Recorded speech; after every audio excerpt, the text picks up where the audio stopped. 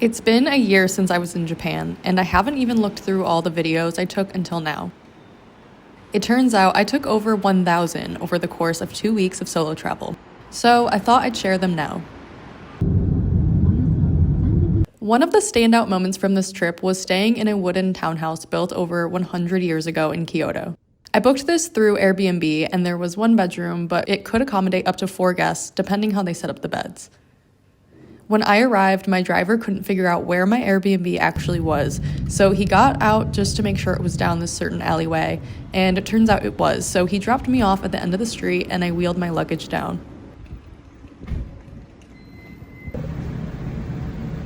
I want to give a tour of this place because it's so cool. I just walked through. So you walk in and there's this foyer room. You walk into this front room. All the windows in the house are like this, just a sofa. This is for, it looks like the Wi-Fi. Still haven't figured out how to turn this light on. You walk into the kitchen area. Again, have to figure out the light situation. Obviously this is an old home, it's all wood. I'm gonna step on these stairs for you. Like I thought I was gonna break this when I walked in. It kind of feels like a sauna in here, like it's really trapping in the heat. So luckily they do have air conditioning. There's one sink area, cups, stovetop, teapot. I'll only be here for one night, so I'm not gonna fully get into all these appliances. This goes up to the bedroom. It looks like that slides shut. Then we have the bathroom area. Here is the sink. It's all separated. And the bathroom. Nice toilet per usual. Typical setup that I've seen in Japan with the bidet. The flush button is on the side there. This is just like a storage area. Then this is covered by a curtain. So this is gonna be the shower area. This is like the most clear window I've seen. And then it's a light. Push this door, and here is the shower. So yeah, pretty nice. And then you step out of the shower there. Okay, now let's go up the stairs. So let's see if you can hear the creaking.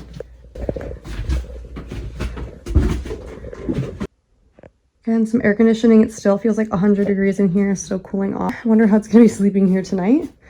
Maybe one night is enough. There's this flooring detail that they had in the ryokan that I stayed in Tokyo. A traditional bed that's laid out. Show you what the walls are made of. It focuses in.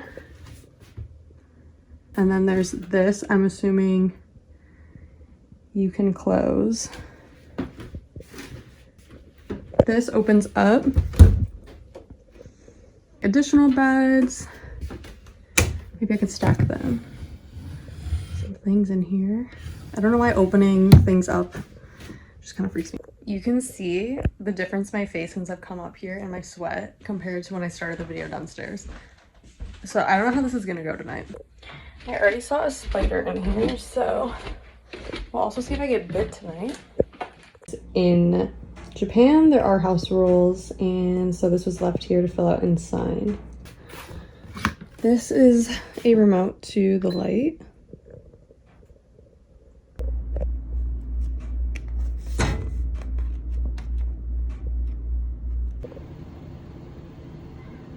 Fashion really just goes out the window for me when I'm profusely sweating. Now, making up for lost time, I'm on my way to... Oh yeah, let's rewind so I can tell you why I only stayed in this Airbnb for one night instead of 3. While I was in Tokyo, there was one of the biggest typhoons Japan has had in a decade. And I didn't know much about typhoons before this trip, but by the end of it, I knew a lot. I learned that you don't actually know how bad a typhoon will be until it hits land. So while I was supposed to be on a train to Mount Fuji, I extended my stay in Tokyo to wait it out and see. There's train suspensions and cancellations, and there was no point in going to Mount Fuji. I missed Mount Fuji completely and my first couple of days in Kyoto, which meant I had to cancel experiences and reservations I had booked. I decided to take the train the opposite route of the typhoon. I didn't know many cities in Japan, so I zoomed in on the map and clicked on Fukushima. and that's where I spent the next few nights. I did a grocery run for my traveling. Dried mango. Stick things like jasmine flavored, so that's something else. This apple and this tea, and that was all like $8 USD, which is crazy. This is a steamed bread with egg. This ryokan didn't have an elevator, but they did have a luggage elevator. I usually had late morning starts when I was in Japan, and most breakfast places opened at 11 a.m. and usually only had 2 breakfast food options.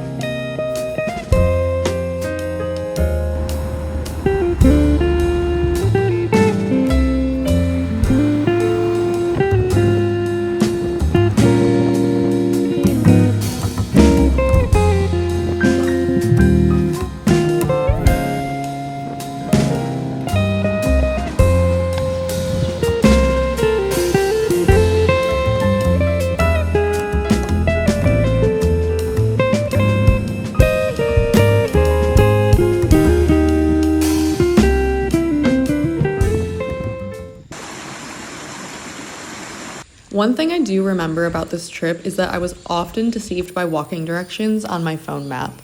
This day, I tried to go to a garden, and the entry point to the park was not what I expected when I got there, and I was already walking for so long and overheating, so I decided to turn around, but the walk back was an hour. And this is when I realized how impatient I am and used to having a million options for anything like food and transportation. I couldn't just call an Uber in this area, and there was one bus that I could get. I also thought the bus ticket system was cool. You get on at a certain number, so it adds up how far you traveled on the bus, which shows the driver how much you pay when you get off. I always had to have cash on me for moments like these. Similar to Australia, there are so many shopping centers here, but that turned out really nice because I often had to step inside of one just for air conditioning to cool off.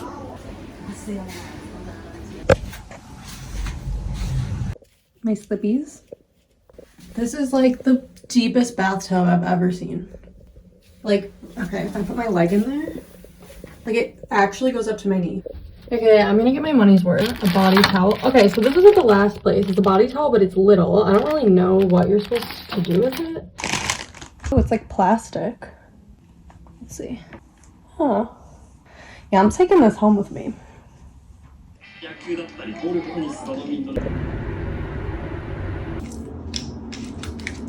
Here I was trying to figure out how to use the washing machine. Another reason you should always have cash on you here.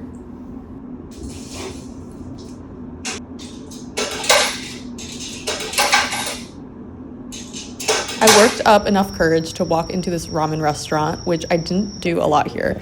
Someone working had to show me how to use the machine at the front to order. That was absolutely the best ramen I've ever had. That was so good. I like how the drinks here don't ever really taste too sweet. This is exactly what I want to be doing on a holiday.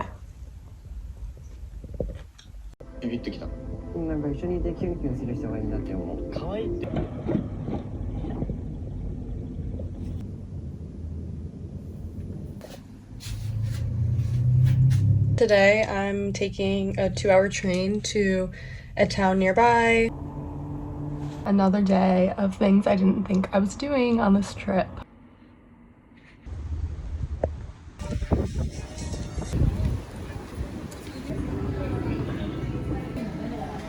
I did like the milk tea in Japan. Most times the only alternative milk option was soy, so I ended up drinking a lot more dairy than I usually do. This edamame shake was unexpectedly one of my favorite things that I tried in Japan.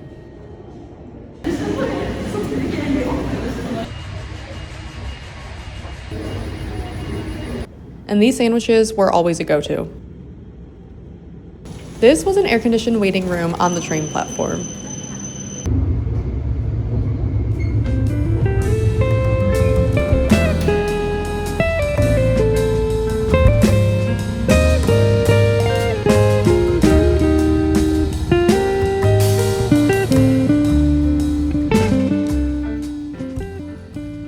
I went to see this temple, but I got there too late in the day to go inside and for anything else to be open in the town, so I probably could have gone without this part of the trip, but it was still cool to see another part of Japan.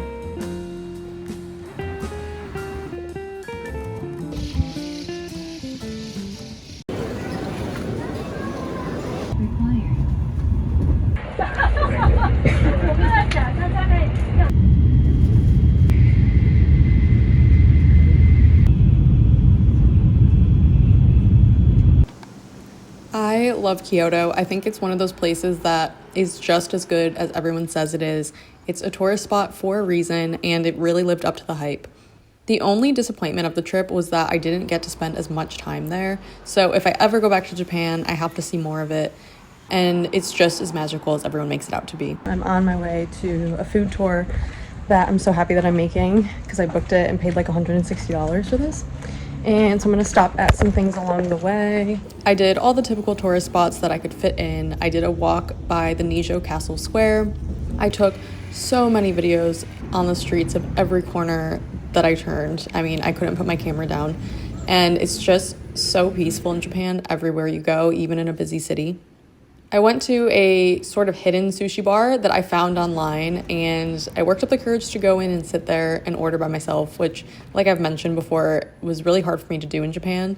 I should have eaten more sushi when I was here. I think that's another regret. Then I took a bus to this meeting point for the food tour that I booked, and this river was so beautiful. This was the Kyoto Night Foodie Tour on TripAdvisor. I don't think the same exact booking is up on the site anymore, but there are a few like these to choose from. And I think that there's 2 night markets here. I can't remember which one we went to. I was actually the only one who booked the tour on this day, so I got my own little private tour. This was the first time I had tofu skin. Every day during the night time, many restaurants are. This is a seasonal. We were at a traditional restaurant first, so we left our shoes at the door and they gave us slippers to wear. My tour guide was a young woman who was in university, and it was really fun spending a few hours with her, having one-on-one conversation about our home life and comparing lifestyles and learning more about Japanese food culture. We went to 3 different restaurants, and at each place I got to choose what I wanted out of a few food and drink options after she explained the choices. I wanted to make sure that I was following their customs and being polite because the people here are very respectful of each other, and I remember her telling me that if I didn't want to finish any food in front of me, that it was okay, I shouldn't feel pressured to. Some of the side alleyways were so teeny tiny. That stood out to me a lot here. I had never had real sake before this, and I actually did not like it, but I felt really bad wasting what they poured, so I tried to drink as much as I could. I was actually really already full by this point. We ended at this restaurant on the river for dessert, and then we said goodbye and went our separate ways. I walked along the river and saw this is where many people gather to hang out. I did feel really, really safe in Japan. I was never catcalled or felt like anyone was being creepy toward me. I also thought I would love to come back with friends at some point because it would be really, really a fun place for a group trip. Next morning, I checked out of the Airbnb and stored my luggage in these lockers at the train station.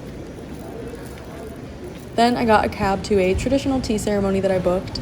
This was a recommendation from a friend, and I was so happy that I did it. You go to one location where they dress you in a kimono, and then they do your hair, and then you walk to the building where the ceremony is, and they show you how to make traditional matcha. I got really emotional during it because I was taken aback by how thoughtful everything that the people do here is and how rich their history and traditions are, and that's just not something that I was raised with, so I had a lot of appreciation for the care that went into everything. Next, it was time for the Kiyomizu Street and Temple.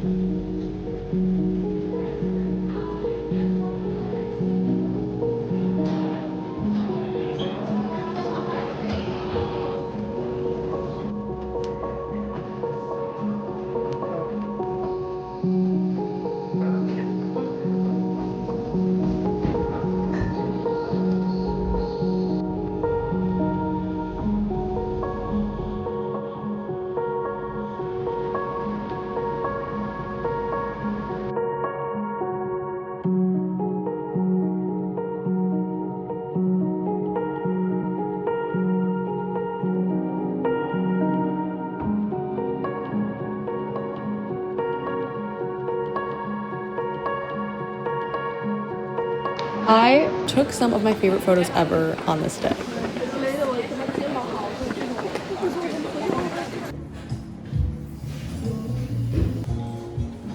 I had no time to waste, so I got coffee and then called an Uber to go to the very famous 1000 Torii Gates. I actually had no knowledge of Japan before planning this trip, so I didn't know about this, but everybody who comes here does this location.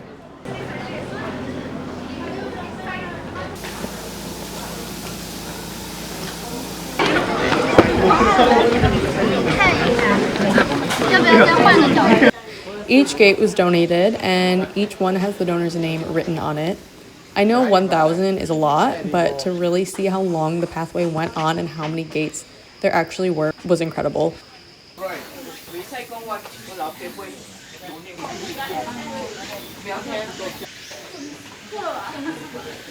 There's tons of people at the start, but then the crowd kind of trickles off as you go. You can turn back at any time or you can do a loop. It took a pretty long time to get back to the main entrance. And then I was off to the train station for a change of scenery.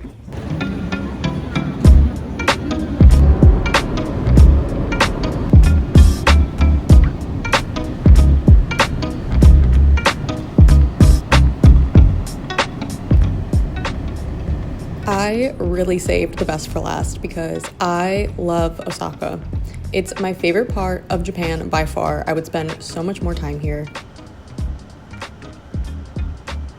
It's funny how you don't actually ever know what's going to be your best part of a trip based on reviews or what people tell you about, because it's just so dependent on what you personally vibe with when you're actually there, which is why I think it's important to just go and see everything you can.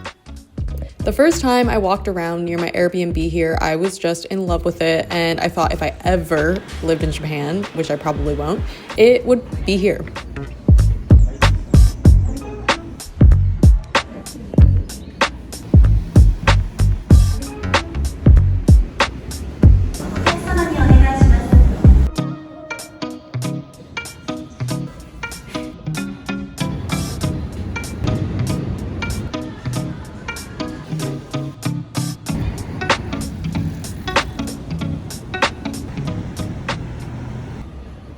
I went to the night market and that was really cool. It felt like what you would imagine Tokyo to feel like, but obviously not as big.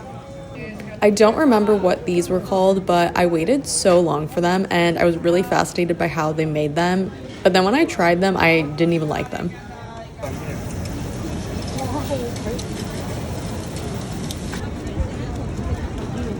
Then I just wandered around the rest of the night.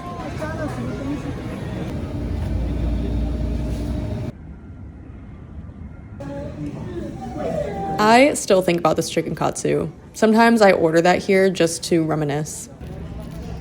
Okay, so I had to go to Nara to see the deer. I always see these cute videos of people by the deer, but oh my god, this was like the only part of the trip I actually didn't love because the deer were all up on you, they just wanted food, and there were flies everywhere, so I left.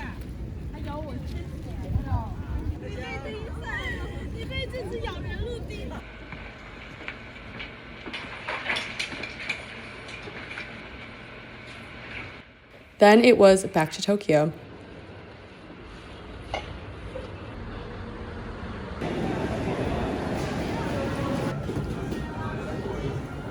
This is the speed train everyone talks about, so I had to get a video.